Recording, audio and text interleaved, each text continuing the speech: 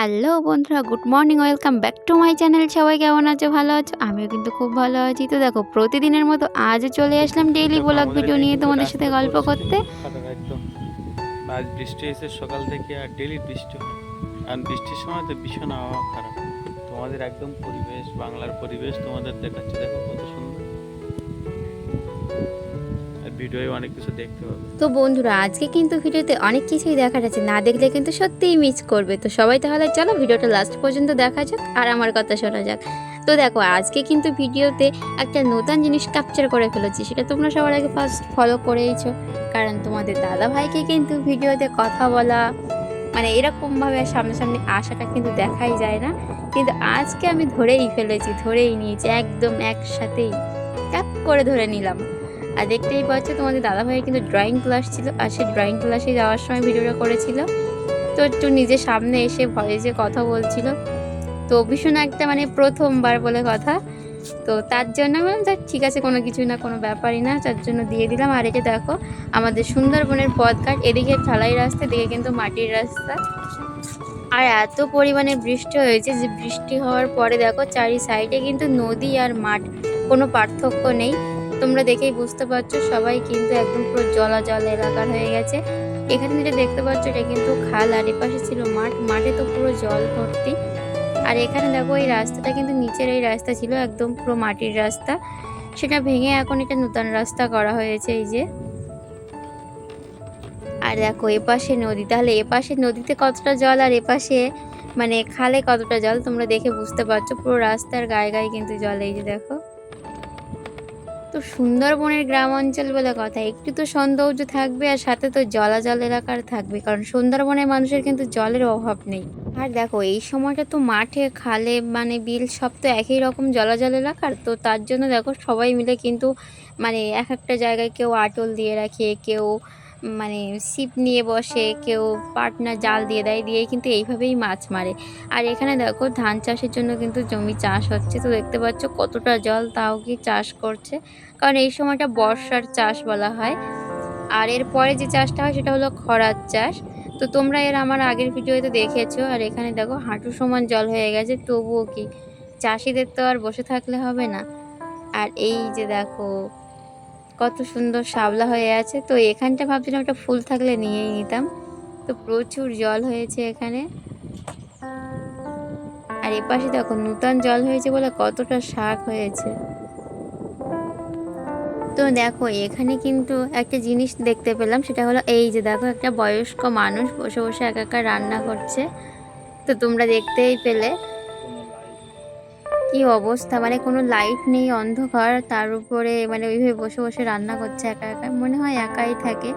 তো যাই হোক, আমরা তো আর জানি না, তো সেটাই তোমাদের দেখানোর চেষ্টা করলাম। আর এখানে দেখো কতটা জল হয়ে গেছে, সাইডটা কিন্তু বিল। এতক্ষণ ছিলাম আমরা নদীর কাছাকাছি, তো এবারে আমরা যাচ্ছি ভেতরের রাস্তা দিয়ে।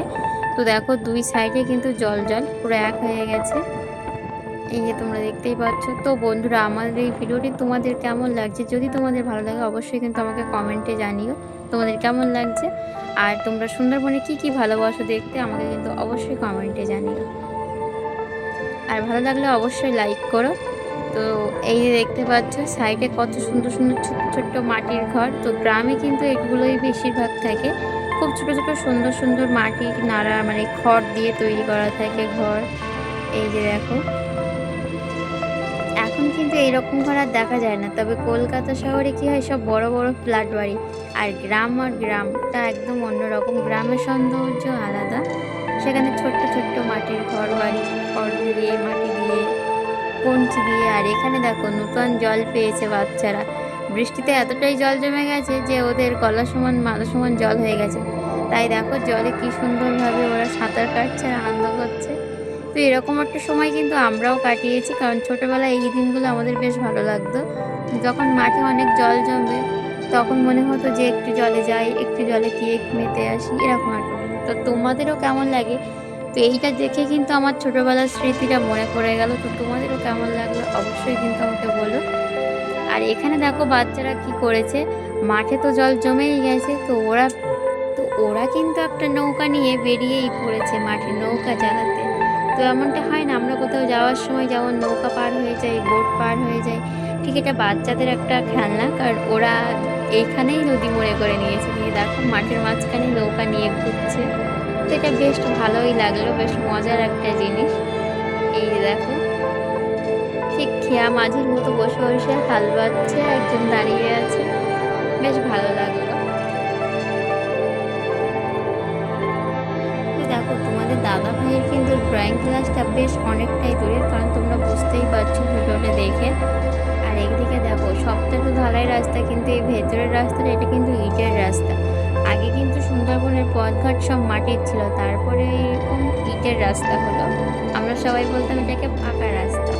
তো তারপরে আসলো এখন ঢালাই রাস্তা। তো দেখো এখন অনেক আগের পুরানো রাস্তা, তো তার জন্য দেখো একটু মানে বসে বসে গেছে, তার জন্য জল জমে গেছে বৃষ্টি। আর এখানে দেখো জলে হাঁসগুলো সুন্দরভাবে মেতে উঠেছে। তবে এই সাদা সাদা হাঁসগুলো দেখছে, এগুলো কিন্তু বেশ ভালো লাগে দেখতে, কারণ বেশ মনে হয় যে মা সরস্বতী ঠাকুরের হাঁস এরকমটা মনে হয়। বেশ সাদা সাদা বেশ ভালো লাগে। আর এখানে দেখো বিলে জল হয়েছে বলে ঠাকুমারা বসে বসে ছিপ বাচ্ছে কিন্তু, এই যে দেখতে পাচ্ছ। তো অনেকটা দূরে, তো তার জন্য তোমাদের জুম করে দেখানোর চেষ্টা করলাম। আর এই দেখো ইটের রাস্তা দিয়ে আমরা এখন যাচ্ছি। আর কতটা জল জমে গেছে, কারণ এটা অনেক পুরানো রাস্তা।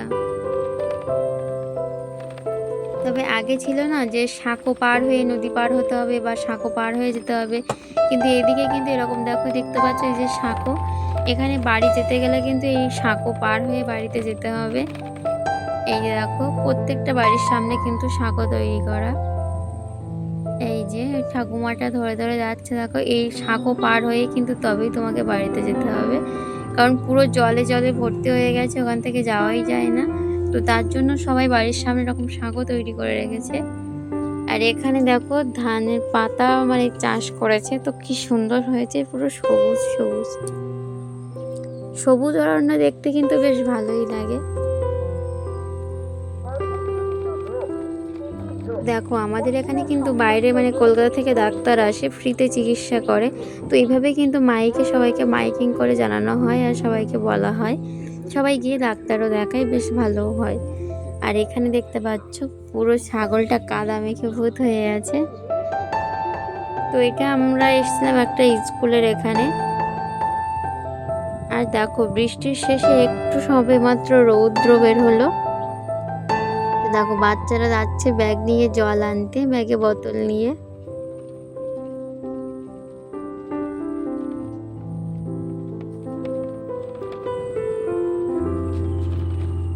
তো দেখো আমরা কিন্তু অনেকটা প্রায় বাড়ির কাছাকাছি চলে এসেছি।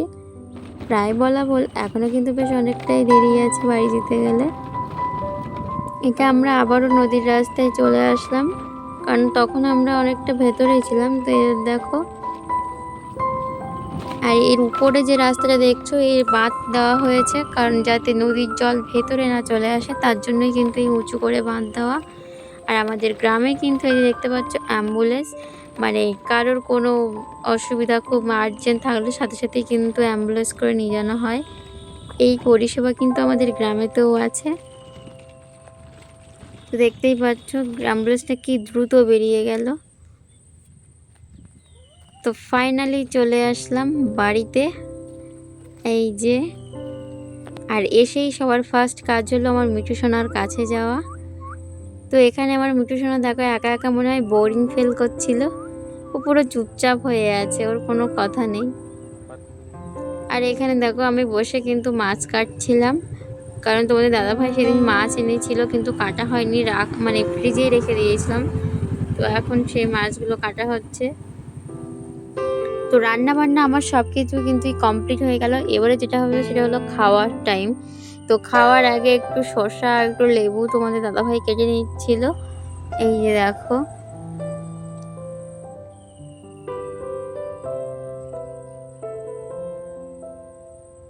তো খাওয়ার সময় মানে শসাটা খেলে বেশ ভালো লাগে, আর শসা কিন্তু আমাদের বেশ উপকারী, হজমও হয় ভালো। আর লেবু খেলে কিন্তু পেটের অ্যাসিডিটিটা তোমার দূর হয়ে যাবে, গ্যাসটা আর হবে না। তো তার জন্য কিন্তু শসা বা লেবু খাওয়া দুটোই কিন্তু ভালো। আর খাওয়ার সময় তো আমরা প্রায় কিন্তু লেবু খাই, শসাও খাই, কিন্তু বেশিরভাগটা আমরা লেবুটাই খাই। তো আমার তো রান্না বান্না সবটাই কমপ্লিট। আমি এক এক করে এখানে সব কিছু এনে রেডি করে রাখছিলাম, আর তোমাদের দাদা ভাই এখানে দেখো এক এক করে সব কেটে নিচ্ছে। তো আমি এবারে প্লেট দুটো ধুয়ে নিলাম। তো চলো আজকে কি কি রান্না হয়েছে তোমাদেরকেও দেখাবো।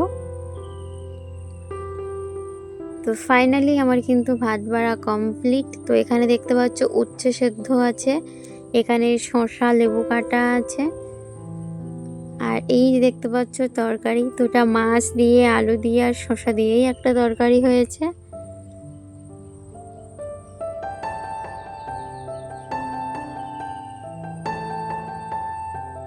তো দেখো আমি এখানে উচ্ছেটা একটু মেখে নেওয়ার জন্য কিন্তু লবণ আর অল্প একটু সর্ষের তেল নিয়ে নিয়েছিলাম।